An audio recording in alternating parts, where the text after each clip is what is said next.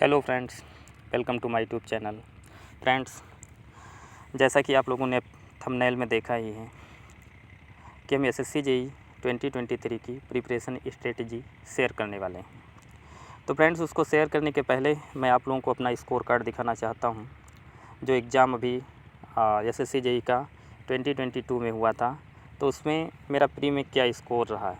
तो score card दिखाने का मेरा उद्देश्य और कुछ नहीं है, मात्र इतना है कि आप लोग स्कोर कार्ड देख करके समझ पाएँ कि हाँ, वैसे तो इस चीज़ को बताने का मेरा कोई हक़ नहीं बनता था अगर मैंने खुद किसी चीज़ को क्वालीफ़ाई नहीं किया है, खुद किसी रास्ते से गया नहीं हूँ, तो रास्ता मैं आपको बता कैसे सकता हूँ। तो इस वजह से मैंने स्कोर कार्ड दिखाना आपको ज़रूरी समझा, ताकि आप लोगों की विश्वसनीयता हमारे प्रति और हमारे चैनल के प्रति बनी रहे। तो फ्रेंड्स, ये मेरा सिविल इंजीनियरिंग ब्रांच से था और इसमें जो मेरा रीजनिंग में स्कोर रहा है वो 42.25 मार्क्स रहा है। इसके बाद जनरल अवेयरनेस में मेरा 28.25 मार्क्स था। सिविल इंजीनियरिंग में मेरा 61.25 मार्क्स था। थोड़ा टाइम मैनेजमेंट में दिक्कत होने की वजह से कुछ इसमें मार्क्स कम रहे। टोटल स्कोर मेरा फ्रेंड्स 131.75 ये मेरा राय स्कोर था। इसके बाद नॉर्मलाइज्ड मार्क्स जो मेरे थे वो 129.07 मार्क्स थे फ्रेंड। तो हम आप लोगों से उस स्ट्रेटजी को शेयर करेंगे कि आप सेल्फ स्टडी के द्वारा बिना किसी कोचिंग के आप इतने मार्क्स कैसे ला सकते हैं। वैसे ये मार्क्स, इसको बहुत अच्छा स्कोर नहीं कहा जा सकता है, लेकिन फिर भी इसको अच्छा स्कोर कह सकते हैं, क्योंकि 130 मार्क्स पे चाहे वैकेंसी कितनी भी कम हो, आपका प्री ज़रूर क्वालिफाई हो जाएगा। इसमें किसी तरीके का कोई डाउट नहीं है। हाँ, थोड़ा और प्रैक्टिस के माध्यम से या थोड़ा और ज़्यादा अगर प्रैक्टिस की जाए तो 140 प्लस 150 तक लाना कोई बड़ी बात नहीं है। तो वो आपकी मेहनत पे, हार्ड वर्क पे, आपके पेशेंस पे, आपके एक्यूरेसी पे, इन सब चीज़ों पे डिपेंड करता है और आपकी स्पीड पे डिपेंड करता है। एसएससी इन्हीं चीज़ों की डिमांड करता है कि आपकी स्पीड कितनी है, आपकी एक्यूरेसी कितनी है और साथ साथ आप मेहनत कितनी करते हैं। इन तीनों में से अगर किसी भी चीज़ में कमी रही, आप चाहे जितना हार्ड वर्क करें, लेकिन अगर आपकी एक्यूरेसी और आपकी स्पीड अच्छी नहीं है तो एसएससी एग्ज़ाम क्वालिफ़ाई करना मुश्किल है थोड़ा सा। तो आगे देखते हैं फ्रेंड्स। पहले हम देख लेते हैं कि एसएससी जेईई एग्ज़ाम 2023 की कुछ इम्पोर्टेंट डेट्स। तो इसमें फ्रेंड्स, एसएससी जेईई 2023 का जो नोटिफिकेशन आपका रिलीज़ होना है वो 26 जुलाई 2023 को होगा। एसएससी जेईई का जो एप्लीकेशन यानी कि फार्म भरने की जो तिथि है आपकी, वो 26 जुलाई 2023 ही है। इसी दिन आपका नोटिफिकेशन रिलीज़ होगा और लास्ट डेट अप्लाई करने की 16 अगस्त 2023 है। एडमिट कार्ड के बारे में कुछ भी नहीं दिया है और बाकी आपका जो टायर 1 का एग्ज़ाम है वो आपका अक्टूबर 2023 में हो जाएगा। तो ये डेट टेनेटिव है और जहाँ तक अगर किसी तरीके की दिक्कत नहीं आती है तो एसएससी अपनी जो टेनेटिव डेट होता है तो उसी पे एग्ज़ाम कंडक्ट करवाता है, उसी पे अपनी सारी प्रोसेस को कंप्लीट कराता है। तो आप इन्हीं को मान करके चलेंगे कि ये डेट एकदम आपकी सही है। इन्हीं डेट को जो भी प्रोसेस है एसएससी जेईई 2023 के द्वारा वो कंप्लीट कराई जाएगी। अब आगे फ्रेंड्स देखते हैं। फ्रेंड्स, आप लोग थोड़ा सा पेशेंस बनाए रखेंगे, क्योंकि इस एग्ज़ाम में भी पेशेंस की डिमांड करता है। अगर आप धैर्य खो देंगे तो फिर एग्ज़ाम निकलना मुश्किल है। उसी तरीके से ये वीडियो आप लोगों के लिए बहुत ज़्यादा इंपॉर्टेंट होने वाला है, इसलिए वीडियो में लास्ट तक बने रहें और वीडियो छोड़ के कहीं जाइएगा मत, कारण ये बहुत ही इंपॉर्टेंट होने वाला है उन सभी लोगों के लिए जो अभी रिसेंटली बीटेक किए हैं या डिप्लोमा किए हैं, जो फ्रेशर हैं। बाकी उन लोगों के लिए जो काफ़ी वर्षों से लगे हुए हैं, लेकिन उनका प्री किसी न किसी वजह से रह जा रहा है। SSC JEE comprises 2 tyres. The exam pattern of SSC JEE is explained below. जैसा कि आप सभी जानते हैं कि ये 2 टायर्स में होता है, ये सभी जानते हैं, लेकिन फिर भी मैंने इसको इसमें इंक्लूड कर दिया है। इसमें आपका पेपर 1 होगा, पेपर 2 होगा। पेपर 1 आपका ऑब्जेक्टिव मल्टीपल चॉइस होगा और पेपर 2 आपका जो है वो डिस्क्रिप्टिव रहने वाला है। जैसा कि आप जानते हैं जो पेपर 1 है, पेपर 1 में आपके 3 पार्ट होते हैं। पहला सेक्शन आपका जनरल इंटेलिजेंस एंड रीजनिंग का रहता है और दूसरा सेक्शन आपका जो है वो जनरल अवेयरनेस का रहता है और तीसरा सेक्शन वो आपके स्ट्रीम से पूछा जाता है। आपने जिस स्ट्रीम से अपनी इंजीनियरिंग कंप्लीट की है उससे पूछा जाता है। अगर सिविल से किया है तो सिविल, इलेक्ट्रिकल से किया है तो इलेक्ट्रिकल और मैकेनिकल से किया है तो मैकेनिकल रहता है। तो ये आपका जो मोड ऑफ एग्जामिनेशन होता है वो सीबीटी होता है, ऑनलाइन एग्ज़ाम लिया जाता है। बाकी जो आपका सेकंड पेपर है तो उसमें आपकी इंजीनियरिंग, जनरल इंजीनियरिंग पूछी जाती है। इसके साथ वो सिविल वालों के लिए सिविल एंड स्ट्रक्चरल का भी पार्ट रहता है। ये आपका जो है होता है वो डिस्क्रिप्टिव मोड रहता है, पेन और पेपर मोड एग्ज़ाम यहाँ पे लिया जाता है। अब आगे बढ़ते हैं फ्रेंड।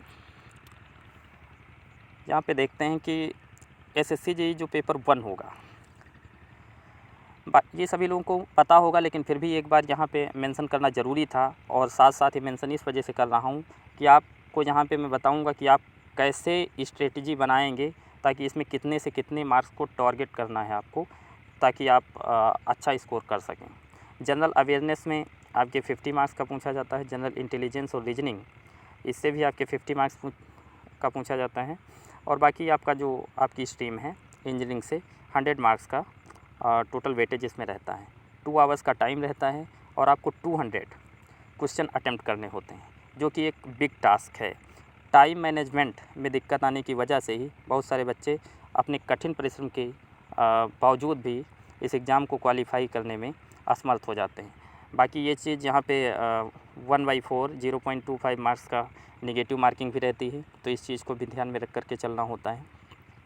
तो फ्रेंड्स, सबसे पहली चीज़ तो ये है कि अगर इसमें आपको 140 प्लस या 140 के नियर अबाउट 140 प्लस मार्क्स या 150 तक आपको जाना है, तो उसके लिए सबसे पहली चीज़ तो जो नॉन टेक का पोर्शन है, जनरल अवेयरनेस, इसमें आपको 50 से 40 to 45 मार्क्स तो आपको लाने ही पड़ेंगे। टारगेट आपका तो वैसे पूरा 50 ही रहना चाहिए, लेकिन 45 मार्क्स तो लाना ही लाना है, क्योंकि अगर आप यहाँ पे 45 मार्क्स नहीं लाएंगे तो 140 प्लस तक बिल्कुल पहुँच ही नहीं पाएंगे। बाकी जिनका 40 तक भी रह जाता है तो 130 के करीब पहुँच जाते हैं, लेकिन हाँ कि उनको अदर जो सेक्शन है तो उसमें काफ़ी अच्छा करना पड़ता है। तो आप जानते हैं कि जो जनरल इंटेलिजेंस एंड रीजनिंग का पोर्शन, सॉरी यहाँ पे जनरल अवेयरनेस में मैं बता रहा था फ्रेंड्स, मैं रीजनिंग की यहाँ पे बात कर रहा था। रीजनिंग में आपको 50 से 45 मार्क्स तो लाने ही लाने हैं। अगर यहाँ पे आप 45 मार्क्स ले आते हैं तो एग्ज़ाम को अटेम्प्ट करते टाइम आगे का जो भी राह होता है, आगे का जो भी रास्ता होता है, जो बचा हुआ टाइम होता है, वो आपके लिए बेहद आसान हो जाता है, क्योंकि इधर के आपके जो ये 45 मार्क्स होते हैं काफ़ी सॉलिड मार्क होते हैं।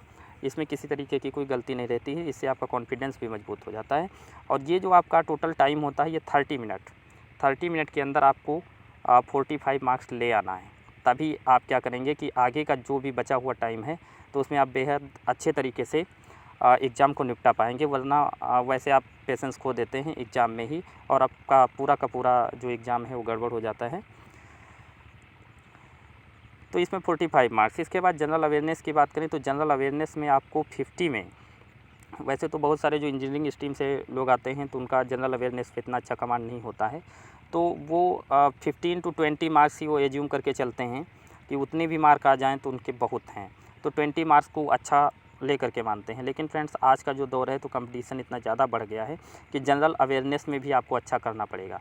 जनरल अवेयरनेस में अच्छा इस वजह से करना पड़ेगा क्योंकि जनरल अवेयरनेस जो होता है आपका वो टाइम टेकिंग बिल्कुल भी नहीं है। अगर आपको क्वेश्चन आ रहा है तो आप तुरंत उसको टिक कर देंगे, अगर नहीं आ रहा है तब फिर वहाँ पे आपसे गलत ही होना है। अगर आप बिना क्वेश्चन पता हुए अगर उस पर टिक करेंगे और नेगेटिव मार्किंग होने की वजह से वहाँ पे आपका लॉस ही होना है। तो यहाँ पे 50 में जैसा कि मैंने अभी अपना स्कोर कार्ड दिखाया था, मैंने 28.25 मार्क्स इसमें ऑब्टेंड किए थे, जो कि एक अच्छा स्कोर रहा है जनरल अवेयरनेस में मेरा। और मेरा जनरल इंटेलिजेंस और रीजनिंग में 42.25 मार्क्स था। तो जनरल अवेयरनेस आप कहाँ से पढ़ें और रीजनिंग में इतना स्कोर कैसे करें, और बाकी हमारा टेक्निकल का स्कोर थोड़ा कम रहा था, वो इस वजह से क्योंकि टाइम मैनेजमेंट शुरुआत में मेरा जो टाइम था वो रीजनिंग में थोड़ा सा ज़्यादा लग गया था। और ये आपकी प्रैक्टिस पे डिपेंड करता है, अगर आपकी प्रैक्टिस ज़्यादा होगी तो आप 30 मिनट के अंदर निपटा देंगे 45। मेरा 40 मिनट के ऊपर लग गया था, इस वजह से हमको टाइम में प्रॉब्लम हुई थी। और जो इंजीनियरिंग का पार्ट है तो उसमें 15 क्वेश्चन जो हैं वो मेरे छूट गए थे लास्ट में, इस वजह से उसमें मेरे 61 पॉइंट कुछ मार्क्स ही आए थे, जो कि बहुत अच्छा नहीं था। लेकिन फिर भी अगर आप फ्रेशर हैं या रिसेंटली आप एग्ज़ाम की प्रिपरेशन कर रहे हैं और आपको 60 मार्क्स तो लाने 60 प्लस मार्क्स तो लाने ही पड़ेंगे किसी भी कीमत पर अपनी इंजीनियरिंग सेक्शन में, क्योंकि ये आपका कोर सब्जेक्ट है। इसमें अगर आप इतने नंबर नहीं लेकर के आते हैं तो फिर बाकी नॉन टेक में आप इतना अच्छा परफॉर्म करने से भी कुछ नहीं होने वाला है, क्योंकि किसी तरीके से अगर आपका प्री क्वालीफाई भी हो जाता है तो आप आगे चल करके जो डिस्क्रिप्टिव पेपर आपका होगा वो नहीं निकलेगा, तो आपकी सारी की सारी मेहनत जहाँ से आप चले थे वहीं लौट के फिर से आ जाएंगे, फिर आपको टायर 1 के लिए सम्मिलित होना पड़ेगा और आप बराबर इसी तरीके से तैयारी करते रहेंगे। आपका टाइम बर्बाद होता रहेगा और उससे कोई नतीजा नहीं निकलने वाला है। तो आगे हम आपको बुक्स बताएंगे कि इनकी तैयारी कैसे करें और इनमें कैसे आप अच्छे मार्क्स ला सकते हैं। अभी तक तो मैंने ये बता दिया कि आपको कितना कितना क्वेश्चन लगभग आपका टारगेट होना चाहिए, कितना कितना आपको अटेम्प्ट करना है फ्रेंड्स। तो इसमें जो आपका जनरल इंजीनियरिंग का पार्ट है, इसमें 70 मार्क्स आप इजीली ला सकते हैं। कुछ सिलेक्टेड टॉपिक्स हैं इंजीनियरिंग के, उनको पढ़ करके। वैसे तो सिविल इंजीनियरिंग का जो सिलेबस है वो काफ़ी ब्रॉड है, काफ़ी बड़ा सिलेबस है। उसको एक तरफ से अगर आप पढ़ने बैठेंगे तो उसको आप पढ़ते रहेंगे और उसका कहीं कोई अंत नहीं होने वाला है। तो इस वजह से पढ़ने से ज़्यादा ज़रूरी है सिलेबस को समझना कि सिलेबस क्या है, क्या डिमांड करता है एसएससी। बिना सिलेबस को जाने समझे डायरेक्टली मेहनत करने में लग जाएंगे आप, तो एग्ज़ाम बिल्कुल निकलने वाला नहीं है, कोई नतीजा उससे नहीं निकलेगा, आपकी सारी की सारी मेहनत बेकार हो जाएगी। तो आगे देखते हैं फ्रेंड्स, ये सिलेबस आप समझ लें इसका कुछ। SSC JEE syllabus for general awareness. इसमें फ्रेंड्स कुछ गिने चुने टॉपिक हैं इसके जनरल अवेयरनेस के। ये 13 इसमें दिए गए हैं टोटल टॉपिक। इसमें आपका स्टैटिक जनरल नॉलेज काफ़ी ज़रूरी है। ये फ्रेंड्स ये मेरा अपना मानना है, मैंने जिस हिसाब से तैयारी की है उसके लिए स्टैटिक जनरल नॉलेज ये ज़रूरी क्यों है, क्योंकि बहुत सारे बच्चे अपना ज़्यादा से ज़्यादा टाइम करंट अफेयर में दे देते हैं। हाँ, मैं मानता हूँ कि जो करंट अफेयर है तो उसका वेटेज आज के दौर में जितने भी कम्पिटिटिव एग्ज़ाम हैं या एसएससी एग्ज़ाम्स में काफ़ी ज़्यादा आने लगा है। लेकिन फिर भी कभी कभार ऐसा हो जाता है कि करंट अफेयर्स में अच्छी मेहनत करने के बावजूद भी उसमें अच्छा स्कोर हम नहीं कर पाते हैं, या ऐसे क्वेश्चन आ जाते हैं जो हमारे पढ़े हुए नहीं होते हैं। तो जितना भी पढ़ा हमारा होता है करंट अफेयर्स में, हमने जो भी टाइम दिया है सारा का सारा टाइम बर्बाद हो जाता है और हम अच्छा स्कोर नहीं कर पाते हैं, जिससे कि हमारा जो कॉन्फिडेंस होता है एग्ज़ाम में धराशायी हो जाता है। तो स्टैटिक जनरल नॉलेज में कुछ सिलेक्टेड ऐसे पार्ट हैं जिनको पढ़ने से आपका जो क्वेश्चन है वो बनना ही बनना है, यानी क्वेश्चन आपका बिल्कुल सही हो जाएगा। जनरल नॉलेज में आपका जो जीएस वाला पार्ट है, जीएस में मेनली आपका जो बायो का पोर्शन हो गया और इसके अलावा फिजिक्स का पोर्शन हो गया, केमिस्ट्री का पोर्शन हो गया। इसमें सबसे ज़्यादा आपकी बायो पूछी जाती है और फिजिक्स पूछी जाती है। केमिस्ट्री के कुछ गिने चुने 2-4 क्वेश्चन आते हैं, लेकिन आपको बायो पढ़ना बहुत ज़रूरी है। विटामिन से रिलेटेड क्वेश्चन हो गए, डिजीजेस से रिलेटेड क्वेश्चंस हो गए, बाकी आपके जितने भी वो संघ हैं, आर्थ्रोपोडा, एनिलिडा, ये सारे इनसे भी क्वेश्चन आते हैं। तो इसके लिए फ्रेंड्स अगर इसमें ही मैं ये सब सारी चीज़ें बताने लगूँगा तो वीडियो काफ़ी लंबा हो जाएगा। वैसे भी वीडियो छोटा तो नहीं होगा। इसके लिए अगर आप लोग कमेंट करेंगे, कमेंट सेक्शन में अपनी राय देंगे, तो इस पर हम एक वीडियो ज़रूर बनाएंगे कि कौन कौन से टॉपिक आपको पढ़ने चाहिए ताकि आप 2023 में एसएससी जेईई एग्ज़ाम में अच्छा परफॉर्मेंस कर सकें। तो स्टैटिक नॉलेज ये आपको पढ़ना, ये हर एग्ज़ाम में आपका काम आएगा, ये कभी बदलने वाला नहीं है। करंट में क्या है कि करंट हर साल चेंज हो जाता है, लेकिन स्टैटिक जीके अगर एक बार आप अच्छा तैयार कर लेंगे किसी भी एग्ज़ाम में आपको कोई दिक्कत नहीं होने वाली है। तो इनमें कुछ जो सिलेक्टेड टॉपिक्स हैं वो मैं शेयर कर दूँगा आप लोगों को और उनको आप लोग पढ़ लीजिएगा। दूसरे नंबर पे हाँ, ये साइंस वाला पोर्शन था, ये मैंने आपको बता ही दिया है, साइंस वाला पोर्शन। इसके बाद तीसरा है करंट अफेयर का पोर्शन। बाकी अगर आपको ये दोनों चीज़ें जो हैं ये अच्छे से मजबूत हो जाती हैं, तब आप आगे क्या करेंगे, जो करंट अफेयर्स है, करंट अफेयर्स में भी क्या करेंगे, आप मंथली वीडियो देख लेंगे। बार बार डेली का आपको करंट अफेयर में बहुत ज़्यादा टाइम नहीं वेस्ट करना है। मंथली वीडियो जितने भी आते हैं किसी भी यूट्यूब चैनल से जो कि मंथली अपना डालते हूँ, और उससे आप करंट अफेयर्स पढ़ सकते हैं। स्पोर्ट्स से रिलेटेड ये आपका करंट अफेयर में ही कवर हो जाएगा। बुक एंड ऑथर्स, यहाँ से भी क्वेश्चन आपके 2 क्वेश्चन लगभग बन जाते हैं। इंपॉर्टेंट स्कीम्स जो हैं, तो इंपॉर्टेंट स्कीम्स से भी क्वेश्चन आपका आ जाता है कभी कभार। बाकी आपका जितना भी पोर्शन इधर बचा हुआ है, हिस्ट्री, कल्चर, ज्योग्राफी, इकोनॉमी, ये सारा आपका स्टैटिक नॉलेज में उसी में आपका कवर हो जाएगा पूरा। आप हिस्ट्री, ज्योग्राफी, इकोनॉमी, ये सब सारी चीज़ें। वैसे तो सारी चीज़ें इसमें नहीं, लेकिन इसमें कुछ सिलेक्टेड टॉपिक हैं जो मैं आप लोगों को शेयर कर दूँगा। अब आगे बढ़ते हैं फ्रेंड्स। ये तो आपका जनरल अवेयरनेस का पूरा हो गया। तो इसमें हमने आपको बता ही दिया है कि आपको इसमें क्या क्या पढ़ना है। बहुत ज़्यादा मेहनत इसमें नहीं करनी है, बस कुछ गिने चुने टॉपिक उन्हीं को पढ़ना है। अब बाकी फ्रेंड्स हाँ, ये अवार्ड्स और ऑनर्स ये बहुत इंपॉर्टेंट टॉपिक है, इसमें से क्वेश्चन पूछे ही जाते हैं जो कि करंट से आप कवर कर लेंगे। ओके, आगे बढ़ते हैं फ्रेंड्स।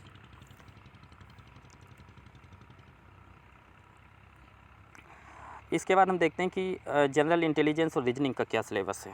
फ्रेंड्स, जो एसएससी जेईई का जनरल इंटेलिजेंस और रीजनिंग का है, रीजनिंग में मैंने आपको बता दिया कि इसमें आपको 45 मार्क्स किसी भी कीमत पर लेकर के आना ही है। इसके पहले मैंने जो जनरल अवेयरनेस का शेयर किया है, अगर उतना आप पढ़ लेंगे तो उसमें आप 25 मार्क्स ईजिली ला सकते हैं, जो कि एक बहुत ही अच्छा स्कोर माना जाएगा एक इंजीनियरिंग स्टूडेंट के लिए।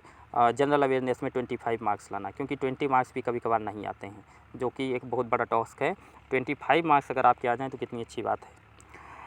और हाँ, ये रीजनिंग में 45 मार्क्स आपको लेकर के आने, तो इसमें कुछ बहुत ज़्यादा टॉपिक नहीं है कि अब कैलेंडर वगैरह ये सब सारी चीज़ें आप पढ़ने लगें, क्योंकि वो हर एक अलग अलग एग्ज़ाम में अलग अलग डिमांड होती है। तो इसमें कुछ यही गिने चुने टॉपिक दिए गए हैं, तो ये आपको कहाँ से कवर करना है। तो इसको कवर करने के लिए फ्रेंड्स आप क्या करेंगे, जो आपका पिछले PYQ हैं, प्रीवियस ईयर क्वेश्चन 10 ईयर के, वो सारे आपको कहीं ना कहीं से निकाल लेने, या तो उनका प्रिंट आउट करवा लेना। वो हर एक वेबसाइट पे अवेलेबल होते हैं, वहाँ से आप उनको क्या करेंगे, उनका प्रिंट आउट निकलवा लेंगे। और अगर ऐसा नहीं करते हैं तो कोई बुक आप ले आएंगे, SSC JEE के जितने भी PYQ हैं पिछले 10 ईयर के, तो वो सारे उसमें दिए रहते हैं। तो आपको क्या करना है कि कभी कभार ऐसा होता है कि इतना टाइम नहीं होता है कि हम 10 ईयर के पूरे हर एक शिफ्ट में हुए हैं उनको हम सॉल्व कर पाएँ। तो उसके लिए आप क्या करेंगे, रिसेंटली जो पूछे जा रहे हैं, कि जैसे 2022 में जो रीजनिंग पूछा गया था, उसको सॉल्व कर लेंगे हर एक शिफ्ट में इसके पीछे।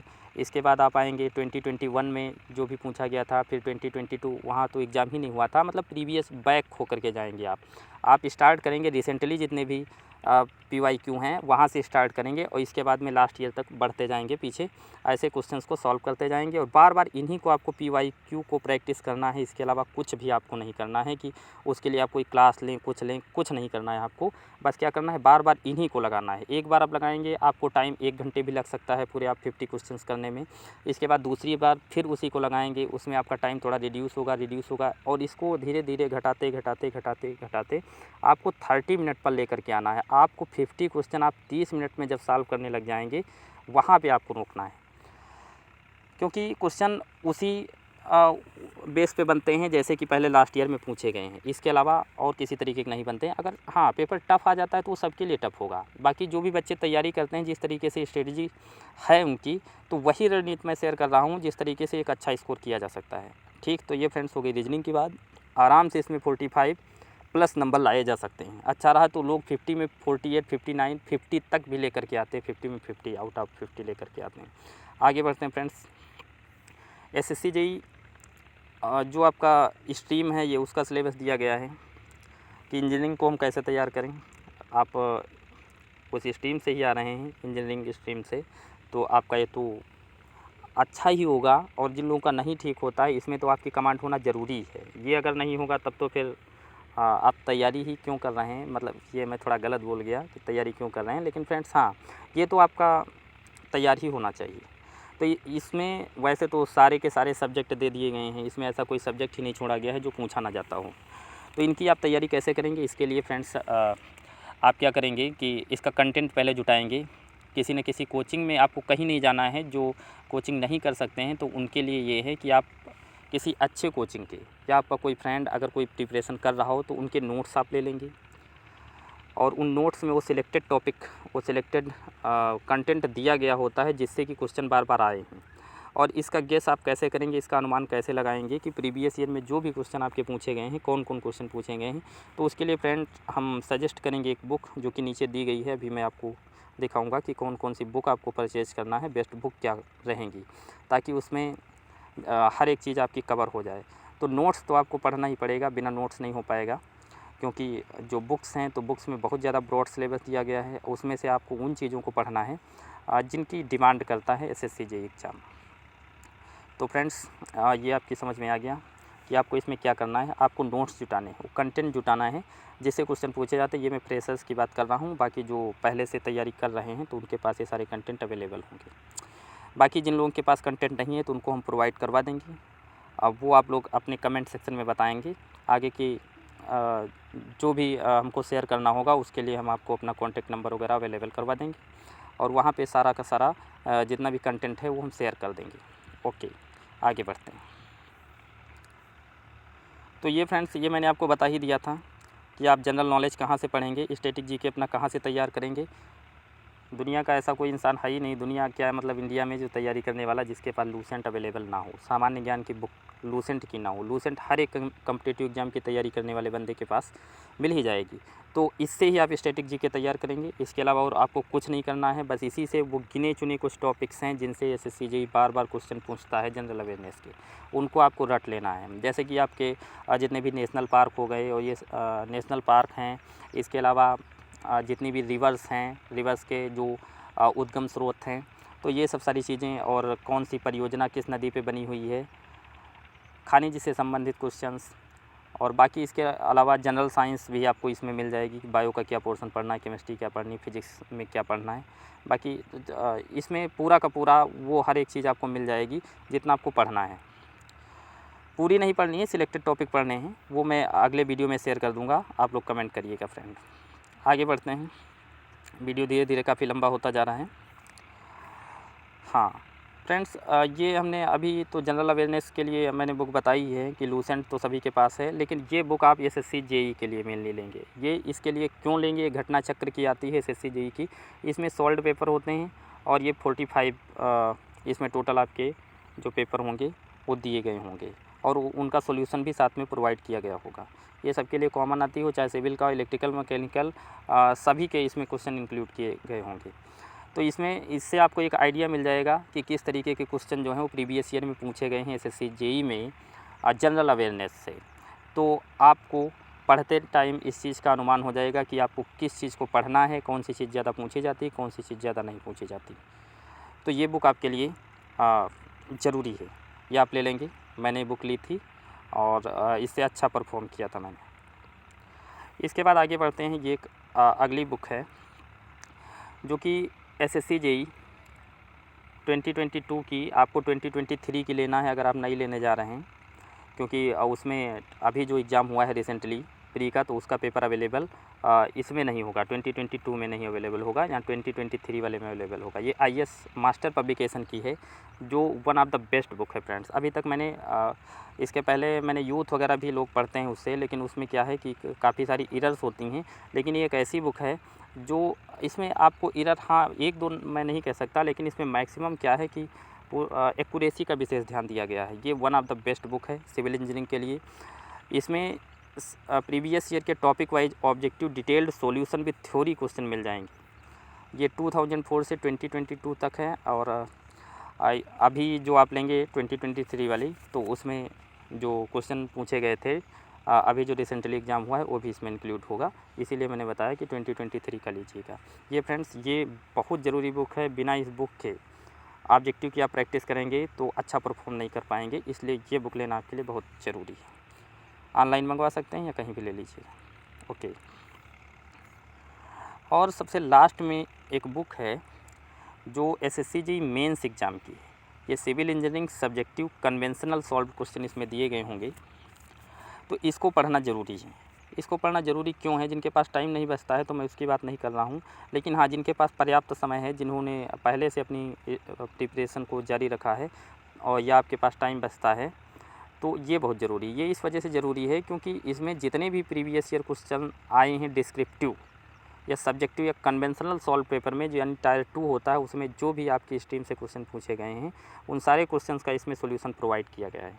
इससे क्या होगा कि प्री के साथ साथ आपकी मेंस की भी तैयारी होती रहेगी, क्योंकि प्री में केवल ऑब्जेक्टिव को रट करके अगर आप एग्ज़ाम निकाल भी लेते हैं तो आपका मेंस एग्ज़ाम नहीं निकलने वाला है। तो इसके लिए, क्योंकि बीच में टाइम काफ़ी कम बचता है, आपका टायर 1 का एग्ज़ाम होता है, इसके बाद 2 ही 3 महीने आपके पास मैक्सिमम बचते हैं, और उतने में कन्वेंशनल की तैयारी कर पाना इम्पॉसिबल है। तो इसलिए साथ साथ इसको भी आप तैयार कर लेंगे, ताकि आगे जब आपका प्री निकल जाए तो उसके बाद जो टाइम बचे तो उसमें आपको मेंस का आपके ऊपर ओवरबर्डन ना आए। ओके फ्रेंड्स, तो ये मैंने अपनी जो स्ट्रेटजी है उसको शेयर किया। अगर आपको हमारा वीडियो पसंद आया, हमारे द्वारा प्रोवाइड की गई जानकारी आप लोगों को पसंद आई है, तो प्लीज़ हमारे वीडियो को लाइक कर लेना और फ्रेंड्स सब्सक्राइब ज़रूर कर लेना, क्योंकि ज़रूरी नहीं है कि जहाँ पे सब्सक्राइबर ज़्यादा हों वहाँ पर ही क्वालिटी अवेलेबल हो। हमने अपने पूर्ण मन से ये प्रयास किया है कि आप लोगों को अच्छे से अच्छी जानकारी, यानी कि जो जिस तरीके से भी मैंने तैयारी की थी वो सारी स्ट्रेटजी मैंने शेयर की। और हाँ फ्रेंड्स, एक बात ये रह गई है कि कितना आप टाइम दें पढ़ाई के लिए। तो टाइम का कोई विशेष मैं नहीं मानता हूँ रोल। टाइम क्या, आप 3 आवर 4 आवर्स अच्छे से कितना फोकस्ड होकर के आप पढ़ते हैं, ये चीज़ मायने रखती है आपके लिए। ये नहीं मायने रखता है कि आपको 10 घंटे पढ़ना है, 12 घंटे पढ़ना है, कि लगातार कंटिन्यू पढ़ते ही रहना है। हाँ, इतना ज़रूर हो जाता है कि जो नए बच्चे हैं जिनको पूरा पूरा सिलेबस भी कवर करना है, इसके बाद ऑब्जेक्टिव भी करना है, तो उनको काफ़ी थोड़ा मेहनत ज़्यादा करनी पड़ेगी। बाकी इसके अलावा जो एक बार एग्ज़ाम दे चुके हैं, एक बार तैयारी कर चुके हैं, तो उनके लिए बस केवल प्रैक्टिस प्रैक्टिस प्रैक्टिस, इसके अलावा और किसी भी चीज़ की कोई डिमांड नहीं है, बस यही करना है। बाकी वैसे वीडियो काफ़ी लंबा हो गया है, तो फ्रेंड्स हम चाहेंगे कि वीडियो को यहीं पे एंड करते हैं, और जो भी चीज़ें छूट गई हैं, जो भी आपके क्वेश्चंस होंगे, उनको आप कमेंट सेक्शन में लिखिएगा और हम उनका रिप्लाई ज़रूर देंगे। और इसके साथ साथ जिन टॉपिक्स पे नया वीडियो बनाना है, तो हम उस पे बाकी की जो भी स्ट्रेटजी या बचे हुए जो भी पॉइंट हो नेक्स्ट वीडियो में हम शेयर करेंगे। और फ्रेंड्स, चैनल ज़रूर सब्सक्राइब कर लीजिएगा, लाइक भी कर दीजिएगा। Thanks for watching my video. जय हिंद, जय भारत।